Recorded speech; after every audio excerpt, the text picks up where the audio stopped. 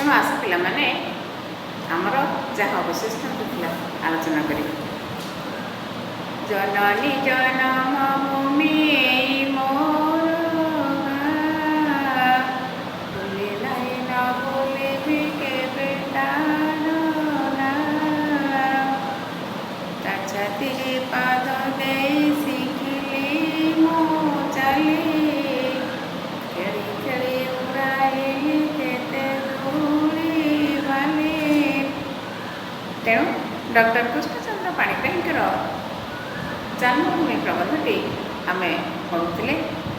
ତେଣୁ ସେହି ଜନ୍ମଭୂମି ପ୍ରବନ୍ଧରେ ପ୍ରକୃତରେ ଡକ୍ଟର କୃଷ୍ଣଚନ୍ଦ୍ର ପାଣିଗ୍ରାହୀ ଜନ୍ମଭୂମିର ଏଇ ଯେଉଁ ଅପରୂପ ଶୋଭା ବା ଜନ୍ମଭୂମିର ଯେଉଁ ସ୍ମୃତି ଲେଖକଙ୍କର ମନେ ପଡ଼ିଯାଉଛି। ବାରମ୍ବାର ସେ ଜନ୍ମଭୂମିର କଥା ମନେ ପକାଇ ଦୁଃଖ ଅନୁଭବ କରୁଛନ୍ତି। ତେଣୁ ଜୀବନର ସମସ୍ତ ସୌଭାଗ୍ୟ ଆଉ ସମୃଦ୍ଧି ସତ୍ତ୍ୱେ ଡକ୍ଟର କୃଷ୍ଣଚନ୍ଦ୍ର ପାଣିଗ୍ରାହୀ ଜନ୍ମଭୂମିକୁ ବିସ୍ମରି ନାହାନ୍ତି।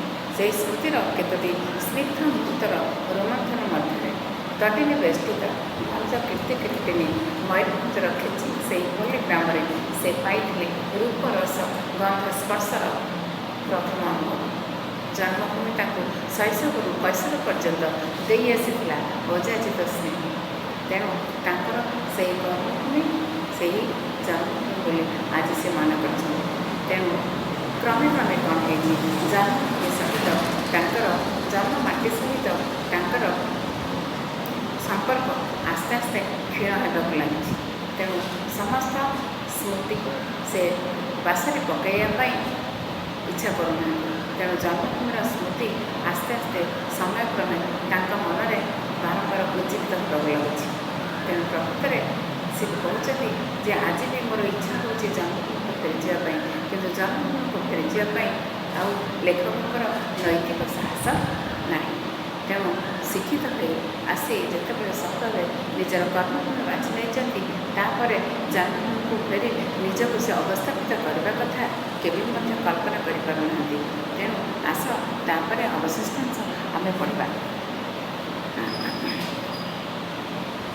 ତେଣୁ ଏହା ବ୍ୟକ୍ତିଗତ ସମସ୍ୟା ନୁହେଁ, ଏହା ସମଗ୍ର ଶିକ୍ଷିତ ସମାଜର ସମସ୍ୟା।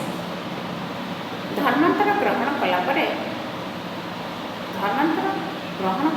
ବହୁ ଧର୍ମାନ୍ତର ଦୀକ୍ଷିତ ବ୍ୟକ୍ତି ଯେପରି ଧର୍ମ ପଥରେ ସମସ୍ତ ମାନବିକତା ଗୁଡ଼ିକୁ ଉତ୍ସର୍ଗ କରି ସେମାନଙ୍କର ନାମ, ପଦବୀ, ଭାଷା, ଆହାର, ବ୍ୟବହାର, ବେଶଭୂଷା ଇତ୍ୟାଦି ବଦଳାଇ ଦିଅନ୍ତି, ଆଉ ଶେଷ ବେଳକୁ ଜାତୀୟତା ଭୁଲି ଯେପରି ନିଜର ଜନ୍ମଭୂମିକୁ ସୁଦ୍ଧା ଅସ୍ୱୀକାର କରନ୍ତି, ଠିକ୍ ସେହିପରି ସଂଖ୍ୟାତୀତ ଶିକ୍ଷିତ ବ୍ୟକ୍ତି ପ୍ରଚଳିତ ଶିକ୍ଷା ପାଖରେ ସେମାନଙ୍କର ସମସ୍ତ ମାନବିକତାକୁ ଉତ୍ସର୍ଗ କରି ଶେଷ ବେଳକୁ ନିଜର ଜନ୍ମଭୂମିକୁ ସୁଦ୍ଧା ପାଶରେ ପକାନ୍ତି। ତେଣୁ ପ୍ରକୃତରେ ଏଠି ଲେଖକ କହୁଛନ୍ତି ଜନ୍ମସ୍ଥାନର ଯେଉଁ ମାଧୁର୍ଯ୍ୟମୟ କୋଳହଳ ମନୁଷ୍ୟର ଇପ୍ସିତ ସ୍ୱର୍ଗ। ତେଣୁ ପ୍ରତ୍ୟେକ ବ୍ୟକ୍ତିର ଯେଉଁ ଶିଶୁ ପ୍ରାଣକୁ ପଲ୍ଲୀର ଫୁଲ, ଫଳ, ଶାଗ, ତଣ୍ଡୁଳ ପରିପୁଷ୍ଟ କରିଥାଏ। ପଲ୍ଲୀ ଭୂମି ହିଁ ମାତା ଧାତ୍ରୀ ଶିକ୍ଷୟିତ୍ରୀ ରୂପେ ତାକୁ ରୂପ, ରସ, ଗନ୍ଧ, ସ୍ପର୍ଶର ପ୍ରଥମ ପରିଚୟ ପ୍ରଦାନ କରିଥାଏ। ସେହି ପଲ୍ଲୀ ଜନନୀ ତା ପାଇଁ ଚିର ପୂଜ୍ୟା, ଚିର ନମସ୍ୟା, ଚିର ବନ୍ଦନୀୟ। ପରବର୍ତ୍ତୀ ସମୟରେ ତାହା ସହ ସମ୍ପର୍କ କ୍ରମଶଃ ନିବିଡ଼ତର ହେବା ସ୍ୱାଭାବିକ। ପରନ୍ତୁ ପାଶ୍ଚାତ୍ୟ ସଭ୍ୟତାର ପ୍ରଭାବରେ ଉଚ୍ଚ ଶିକ୍ଷିତ ହେବାର କାମନା ନେଇ ପଲ୍ଲୀ ଭୂମି ତ୍ୟାଗ କରୁଥିବା ବ୍ୟକ୍ତି ସହରାଭିମୁଖୀ ହୋଇ ଶେଷରେ ଜନ୍ମଭୂମି ପଲ୍ଲୀଗ୍ରାମ ପ୍ରତି ବିତସ୍ପୃହ ହୋଇପଡ଼େ। ଆଧୁନିକ ଯୁବ ସମାଜର ଏହିପରି ଯେଉଁ ବ୍ୟବହାର, ଏହିପରି ଯେଉଁ ମନୋବୃତ୍ତି, ପ୍ରକୃତରେ ଏ ଯେଉଁ ଆଭିଜାତ୍ୟର ଅହଙ୍କାର, ଯେଉଁ ଗତାନୁଗତିକତାର ଅନୁସନ୍ଧାନକୁ ସେ ଏହି ଆଧୁନିକତାକୁ ହିଁ ପ୍ରାବନ୍ଧିକ ଏଠି ଦାୟୀ କରିଛନ୍ତି। ତେଣୁ ପଲ୍ଲୀ ଯୁବକ ଗ୍ରାମଭୂମି ତ୍ୟାଗ କରି ଉଚ୍ଚଶିକ୍ଷା ପ୍ରାପ୍ତି ପାଇଁ ଆସେ ସହରକୁ। ପାଶ୍ଚାତ୍ୟ ଜୀବନାଦର୍ଶ, ରୀତିନୀତି ତଥା ପରମ୍ପରା ଓ ସଂସ୍କୃତି ନିକଟରେ ନିଜକୁ ନିର୍ବିଚାରରେ ସମର୍ପଣ କରନ୍ତି। ମାନବିକତାକୁ ଜଳାଞ୍ଜଳି ଦେଇ ବିଳାସ ବ୍ୟସନରେ ପ୍ରାଚୁର୍ଯ୍ୟ ମଧ୍ୟରେ ଚଳନୀ କର୍ମଣୀ ପରମ୍ପରାକୁ ଚାପଡ଼ି ଧରି ନିଜକୁ ଅଭିଜାତ ଗୋଷ୍ଠୀର ସଦସ୍ୟ ରୂପେ ପରିଗଣିତ କରେ। ତେଣୁ ସେଇ କଥା ପ୍ରାବନ୍ଧିକ କ୍ଷୋଭର ସହ ପ୍ରକାଶ କରୁଛନ୍ତି ଯେ ପ୍ରକୃତରେ ଏଠି ପ୍ରାବନ୍ଧିକ କହୁଛନ୍ତି ଯେ ଯେପରି ଭାବରେ ଗୋଟେ ଧର୍ମାନ୍ତର ଦୀକ୍ଷିତ ବ୍ୟକ୍ତି ମାନେ ଯେମିତି ଗୋଟେ ବ୍ୟକ୍ତି ଯଦି ଗୋଟିଏ ଧର୍ମରୁ ଅଲଗା ଧର୍ମ କିଛି ଗ୍ରହଣ କଲା, ସେ ଧର୍ମ ଯେତେବେଳେ ଗ୍ରହଣ କରେ ତା'ର ପୂର୍ବର ଯେଉଁ ଧର୍ମ ଥାଏ ସେ ଧର୍ମକୁ ସମ୍ପୂର୍ଣ୍ଣ ଭାବରେ ତ୍ୟାଗ କରିବାକୁ ପଡ଼େ। ତା'ର ରୀତି ନୀତି ଚାଲି ଚଳନ ଇତ୍ୟାଦି ସମସ୍ତ ପ୍ରକାର କଥାକୁ ତାକୁ ବର୍ଜନ କରିବାକୁ ପଡ଼ିଥାଏ। ଏଠି ତା'ର ନାମ, ପଦବୀ, ଭାଷା, ଆହାର, ବ୍ୟବହାର, ବେଶଭୂଷା ଇତ୍ୟାଦି ସମସ୍ତ ପ୍ରକାର ଜିନିଷକୁ ତାକୁ ବଦଳାଇବାକୁ ପଡ଼େ।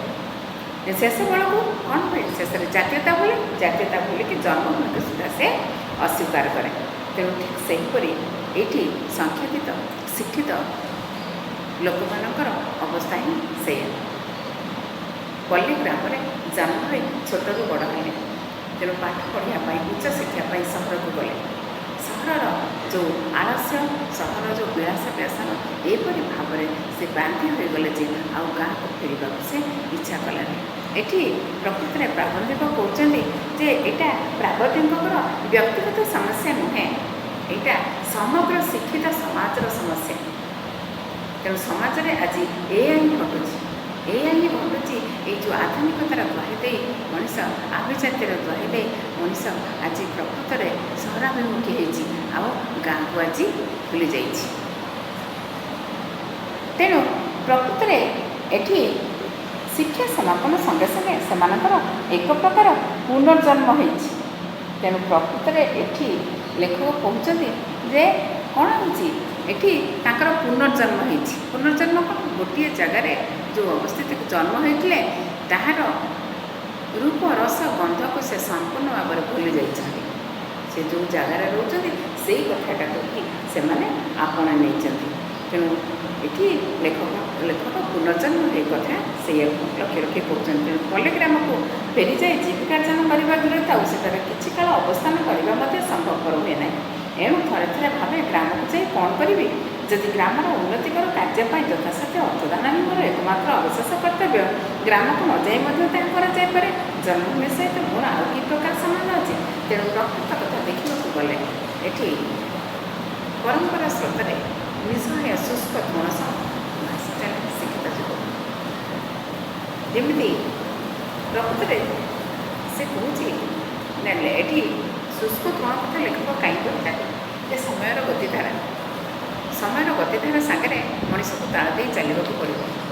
ତେଣୁ ଏଠି ଆଧୁନିକତାର ଯେଉଁ ପରିପାଟି, ଆଧୁନିକତାର ଯେଉଁ ଚାକଚକ୍ୟ, ସେ ଆଧୁନିକତାର ଚାକଚକ୍ୟରେ ଆଜି ଯୁବ ସମାଜ ଏପରି ଭାବରେ ପ୍ରଭାବିତ ହୋଇଛି, ଶିକ୍ଷିତ ଯୁବକ ଏପରି ଭାବରେ ପ୍ରଭାବିତ ହୋଇଛି, ସତେ ଯେମିତି ଏଠି ଲେଖକ ଯଦି ଜନ୍ମଭୂମି କଥା ଟିକେ ମନେ ପକାଉଛନ୍ତି ତାହେଲେ ସେ କହୁଛନ୍ତି ମୋର ଆଉ କୌଣସି ପ୍ରକାର ଉପାୟ ନାହିଁ, ଯେମିତି ଶୁଷ୍କ ତୃଣ ପରି ମୁଁ ଭାସି ଭାସି ଚାଲିଛି। ତେଣୁ ପଲ୍ଲୀ କୋଳକୁ ପ୍ରତ୍ୟାବର୍ତ୍ତନ କରିବା ପାଇଁ ମୋର ଆଉ ନୈତିକ ସାହସ ନାହିଁ ବୋଲିକରି ଏଠି ଲେଖକ ପ୍ରକାଶ କରୁଛନ୍ତି। ଯଦି କେବେ ପ୍ରକୃତରେ ଥରେ କେବେ ଯଦି ଇଚ୍ଛା ହୁଏ ପଲ୍ଲୀ ଗ୍ରାମକୁ ଫେରିଯାଇ ଜୀବିକାର୍ଜନ କରିବା କରିଥାଉ, ମାନେ ପଲ୍ଲୀ ଗ୍ରାମରେ ଆସିକି ନିଜର ଜୀବିକାର୍ଜନ କରିବା କଥା ତ ଭୁଲିଛନ୍ତି, କିନ୍ତୁ ପ୍ରକୃତରେ ଯଦି ସେ କେବେ ଭାବନ୍ତି ପଲ୍ଲୀ ଗ୍ରାମକୁ ମୁଁ ଯିବି, ସେ କିଛି ମୁହୂର୍ତ୍ତ ଅଳ୍ପ କିଛି ସମୟ ପାଇଁ ଆସିବା ପାଇଁ ମଧ୍ୟ ସେ କ'ଣ କରନ୍ତି, କାହିଁକି ଆଉ ଯିବି, ମୋର ଆଉ ପଲ୍ଲୀ ଗ୍ରାମରେ କ'ଣ ଆଉ କାମ ଅଛି ମୋ ଗାଁରେ, ତେଣୁ ମୋର ସେଠି ଯଦି କିଛି କାହାକୁ ସାହାଯ୍ୟ କରିବାକୁ ଚାହିଁବେ, ଯଦି କିଛି ଅର୍ଥ ଦରକାର ପଡ଼େ ତାହେଲେ ସେ ଅର୍ଥକୁ ସେ କ'ଣ ନ ଆସିକି ମଧ୍ୟ ଅର୍ଥକୁ ସେ ମାନେ ପ୍ରେରଣ କରିଦେବାକୁ ମଧ୍ୟ ସେ କ'ଣ ଇଚ୍ଛା ପ୍ରକାଶ କରୁଛନ୍ତି। ଆଉ ପଲ୍ଲୀ ଗ୍ରାମରେ ମୁଁ ଯାଇକି କ'ଣ କରିବି, ଆଉ ଅବଶେଷ କର୍ତ୍ତବ୍ୟ ଗ୍ରାମକୁ ନ ଯାଇ ମଧ୍ୟ ସେଇଟା କରାଯାଇପାରିବ, ତାହେଲେ ଗ୍ରାମକୁ ଯିବାର କାମ କ'ଣ ଅଛି? ତେଣୁ ଜନ୍ମଭୂମି ସହିତ ମୋର ଆଉ କି ପ୍ରକାର ସମ୍ବନ୍ଧ ଅଛି? ତ ଆଜି ଏଇଆ ଭାବୁଛି ନା, ତେଣୁ ଜନ୍ମଭୂମି ସାଙ୍ଗରେ ଲେଖକଙ୍କର ସମ୍ପର୍କ ବିଚ୍ଛିନ୍ନ ହେଇଥିବା କଥା ଭାବି ଲେଖକ ଆଜି କ'ଣ କ୍ଷୋଭ ପ୍ରକାଶ କରୁଛନ୍ତି। ତେଣୁ ଜନ୍ମଭୂମିକୁ ସେ ଭାବୁଛନ୍ତି ଯେ ପ୍ରକୃତରେ ଜନ୍ମଭୂମିର ମୋହ ତାଙ୍କୁ ଏପରି ଭାବରେ ଧରିଛି, ସେ ଆଜି ନିଜେ ଇଚ୍ଛା କଲେ ବି ମଧ୍ୟ ଜନ୍ମଭୂମିକୁ ଫେରି ପାରୁନାହାନ୍ତି। ତେଣୁ ବହୁ ବାଦ ବିସମ୍ବାଦ ସତ୍ତ୍ୱେ ପଲ୍ଲୀ ଗ୍ରାମର ନରନାରୀଙ୍କ ମଧ୍ୟରେ ଜାତି ଧର୍ମ ନିର୍ବିଶେଷରେ ଗୋଟିଏ ଏକ ପରିବାର ଭାବ ଗଢ଼ି ଉଠେ। ତେଣୁ ଏଠି କ'ଣ ହେଇଛି, ପ୍ରକୃତରେ ବହୁ ବାଦ ବିସମ୍ବାଦ ସତ୍ତ୍ୱେ ପଲ୍ଲୀ ଗ୍ରାମର ନରନାରୀଙ୍କ ମଧ୍ୟରେ ଜାତି ଧର୍ମ ନିର୍ବିଶେଷରେ ଗୋଟାଏ ଏକ ପରିବାରର ପରମ୍ପରା ଗଢ଼ି ଉଠିଥାଏ। କେହି ଭାଇ, କେହି ଭଉଣୀ, କେହି କକା, କେହି ଖୁଡ଼ୀ ଇତ୍ୟାଦି ଭାବରେ ସମସ୍ତ ଗ୍ରାମବାସୀ ପରସ୍ପର ମଧ୍ୟରେ ପରିଚିତ ହୋଇଥାନ୍ତି। ତେଣୁ ମୋ ଜନ୍ମଭୂମି ସହିତ ଏ ମଧୁର ସମ୍ବନ୍ଧ ମୋର ଆଉ ନାହିଁ। ଗ୍ରାମଟି ଯାକର ଭାଇ ଭଉଣୀ, କକା ଖୁଡ଼ୀ, ମାମୁଁ ମାଇଁ, ମଉସା ମାଉସୀ ଇତ୍ୟାଦି ସବୁ ପର ହୋଇଗଲେଣି। ଚେଷ୍ଟା କଲେ ମଧ୍ୟ ଏ ମଧୁର ସମ୍ବନ୍ଧ ଆଉ ଫେରି ପାଇବା ସମ୍ଭବ। ତେଣୁ ପ୍ରକୃତରେ ଯେଉଁମାନେ ଗାଁରେ ରହିଛ ଅନୁଭବ କରିପାରୁଥିବ। ପ୍ରାବନ୍ଧିକ ସିନା ପ୍ରବନ୍ଧରେ ଲେଖିଛନ୍ତି, ପ୍ରକୃତରେ ଗାଁରେ ରହିଥିବା ଲୋକ ପ୍ରକୃତରେ ଅନୁଭବ କରିପାରିବ ଯେ ଗାଁର ସମ୍ପର୍କ କ'ଣ। ତେଣୁ ପଲ୍ଲୀ ଗ୍ରାମର ଲୋକମାନଙ୍କ ମଧ୍ୟରେ ଏକ ନିଆରା ସାମାଜିକ ସମ୍ପର୍କ ଗଢ଼ି ଉଠିଥାଏ। ସମସ୍ତ ନରନାରୀଙ୍କ ମଧ୍ୟରେ ଗଢ଼ି ଉଠିଥାଏ ଏକ ପରିବାରର ଗୋଟେ ପରମ୍ପରା। ଜାତି, ଧର୍ମ, ବର୍ଣ୍ଣ ନିର୍ବିଶେଷରେ ସେମାନେ ଗୋଟିଏ ପରିବାରର ସଦସ୍ୟ ପରି ପରସ୍ପର ଭିତରେ ସ୍ନେହ, ସୌହାର୍ଦ୍ଦ୍ୟ, ସମ୍ପର୍କ, ସହଯୋଗ ସ୍ଥାପନ କରନ୍ତି। ଆଉ ନିଜେ କ'ଣ ମାନେ ଗୋଟେ ସମ୍ପର୍କ ତ କହିଲେ ହେବନି, ନିବିଡ଼ ସମ୍ପର୍କ ଭାବରେ ସେମାନେ ଚାଲିଥାନ୍ତି। ତେଣୁ ସମ୍ପତ୍ତି ବାଡ଼ି ସମ୍ପର୍କିତ ଅଥବା ସାଧାରଣ ଯୁକ୍ତିତର୍କ କେନ୍ଦ୍ର କରି ଯେଉଁ ବାଦ ବିସମ୍ବାଦ ସୃଷ୍ଟି ସତ୍ତ୍ୱେ ମଧ୍ୟ ସେମାନେ ଶାନ୍ତିପୂର୍ଣ୍ଣ ସହାବସ୍ଥାନ, ପାରସ୍ପରିକ ବୁଝାମଣା ନୀତିରେ କ'ଣ ପରସ୍ପରକୁ ବିଶ୍ୱାସ କରିଥାନ୍ତି। ତେଣୁ ରକ୍ତଗତ ସମ୍ପର୍କ ନଥିଲେ କେହି ଭାଇ ଭଉଣୀ, କେହି କକା ଖୁଡ଼ୀ ଇତ୍ୟାଦି ଭାବେ ସମସ୍ତେ ଗ୍ରାମବାସୀ ପରସ୍ପର ମଧ୍ୟରେ ପରିଚିତ ହୋଇଥାନ୍ତି। ତେଣୁ ଆଖିରୁ ଦୂର, ମନରୁ ଦୂର। ନ୍ୟାୟରେ ଏଇ ଯେଉଁ କଥା ପ୍ରାବନ୍ଧିକ କହୁଛନ୍ତି, ପ୍ରାବନ୍ଧିକଙ୍କର ଗ୍ରାମବାସୀଙ୍କ ସହ କୌଣସି ପ୍ରକାର ସମ୍ପର୍କ ଆଉ ନାହିଁ। ସବୁ ପ୍ରକାରେ ସେ ଦୂରେଇ ଯାଇଛନ୍ତି ବୋଲିକିରି କହୁଛନ୍ତି। ତେଣୁ ପ୍ରାବନ୍ଧିକ ଅନୁଭବ କରିଛନ୍ତି ଯେ ଗ୍ରାମଟି ଯାକର ଭାଇ ଭଉଣୀ, କକା ଖୁଡ଼ୀ, ମାମୁଁ ମାଇଁ, ମଉସା ମାଉସୀ ଇତ୍ୟାଦି ସବୁ ପର ହୋଇଗଲେ। ତେଣୁ ଲେଖକ ମଧ୍ୟ ବା ପ୍ରାବନ୍ଧିକ ନିଜକୁ କହୁଛନ୍ତି ଯେ ପ୍ରକୃତରେ ମୁଁ ତାଙ୍କଠୁ ଏପରି ଭାବରେ ଦୂରେଇ ଯାଇଛି, ମାନେ ସବୁ ପ୍ରକାର ସମ୍ପର୍କ ତାଙ୍କ ସାଙ୍ଗରେ ମୋର କ'ଣ ଯେଉଁ ମଧୁର ସମ୍ପର୍କ ବା ମଧୁର ସମ୍ବନ୍ଧ ମୋର କ୍ରମେ କ'ଣ ବିଲୁପ୍ତ ହେବାକୁ ବସିଲାଣି ବା ବିଲୁପ୍ତ ହୋଇଗଲାଣି ମଧ୍ୟ। ତେଣୁ ଆହୁରି ଲେଖକ କହୁଛନ୍ତି ଯେ ପ୍ରକୃତରେ ଗାଁ ମୁଣ୍ଡରେ ସାର ପାଉସି ତାର ଛୋଟ ପିଣ୍ଡାଟିରେ ବହୁ ବର୍ଷ ଧରି ପ୍ରସ୍ତର ମୂର୍ତ୍ତିଟି ପରି ବସି ଆସିଛି। ତେଣୁ ଆଜି ମଧ୍ୟ ସେ ସେଇଠି ବସିଛି। ଆଗେ ଦେଖିବା ମାତ୍ରେ ପଚାରୁଥିଲା, କେବେ ଆସିଲ ବାପା? ଆଜିକାଲି କିନ୍ତୁ କହେ, କେବେ ଆସିଲ ବାବୁ? ଗ୍ରାମର ମଝିରେ ଗୋବିନ୍ଦା ଭାଇର କ୍ଷୁଦ୍ର କୁଟୀର। ଆଜୀବନ ଅକର୍ମା ଓ ଅବିବାହିତ ରହି ସେ ତାର କ୍ଷୁଦ୍ର କୁଟୀରକୁ ଦୁର୍ଗ କରି ସମଗ୍ର ବିଶ୍ୱ ବିରୋଧରେ ବିଦ୍ରୋହ ଘୋଷଣା କରି ଆସିଛି। ଆଗେ ଦେଖାହେଲେ ବହୁ ମାନର ସହିତ ସେ ମୋତେ ତାର କୁଟୀରରେ ବସାଇ ମନବୋଧ ଚୌକିରେ ବ୍ୟାଖ୍ୟା କରୁଥିଲା। ଆଜି ମୁଁ ଶତ ଚେଷ୍ଟା କଲେ ମଧ୍ୟ ତାର ପୂର୍ବ ପ୍ରତ୍ୟୟ ଫେରି ପାଉନାହିଁ। ତେଣୁ ଏଠି ଲେଖକ ଆଉ ଗୋଟିଏ କଥା କହିଛନ୍ତି, ସମ୍ପର୍କ ଦୂରେଇ ଯିବାର ଉଦାହରଣ। ସମ୍ପର୍କ ଦୂରେଇ ଯିବାର ଉଦାହରଣ ସେ ସାର ମାଉସୀ କଥା ହିଁ କହିଛନ୍ତି ଯେ ପ୍ରକୃତରେ ସାର ମାଉସୀ ଆଜି ଆଗେ ଯେତେବେଳେ ଲେଖକ ସେପଟେ ଯାଉଥିଲେ, ସାର ମାଉସୀ ଡାକୁଥିଲା, କେବେ ଆସିଲୁ ବାପା? ତେଣୁ ଗ୍ରାମର ଯେଉଁ ବୟସ୍କ ଲୋକ କମ୍ ବୟସର ପିଲାମାନଙ୍କୁ ସବୁ ବାବା, ବାପୁ, ବାବୁ ଏହିପରି କହିକି ଶ୍ରଦ୍ଧାରେ ସେମାନେ ଡାକନ୍ତି। ସେହିପରି ସାର ମାଉସୀ ମଧ୍ୟ ସମସ୍ତଙ୍କୁ ଶ୍ରଦ୍ଧା କରେ।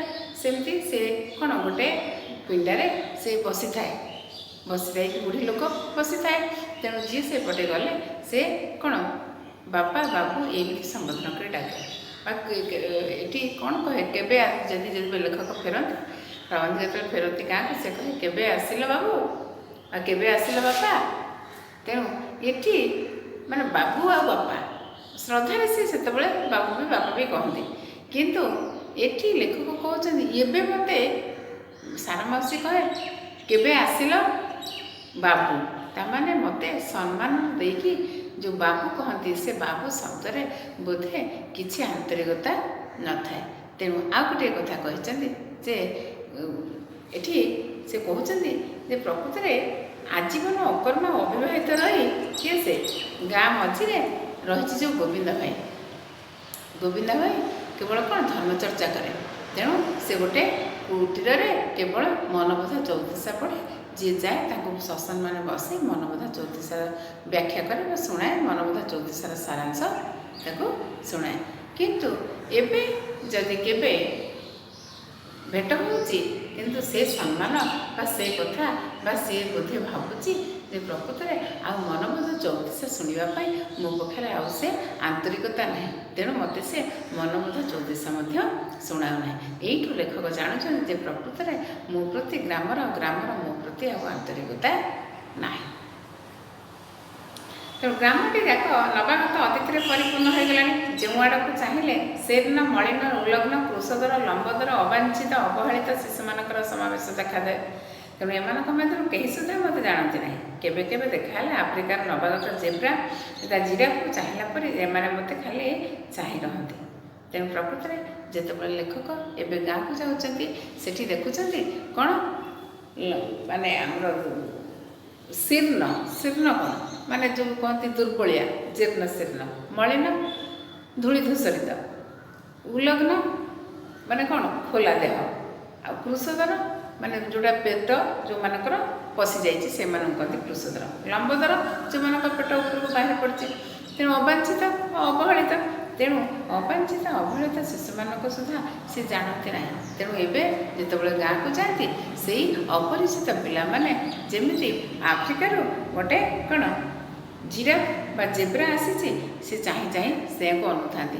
ଆଫ୍ରିକାର ଜିରାଫ ଜେବ୍ରା କ'ଣ, ଆଫ୍ରିକାର ଯେଉଁ ଜିରାଫ ଦେଖାଯାଆନ୍ତି ସେମାନେ କ'ଣ ପୁରା ମାନେ କଳା ଧଳା ପଟାପଟା, ତେଣୁ ତାଙ୍କୁ ଟିକେ ଦେଖିବା ପାଇଁ ଖୁସି ଲାଗେ।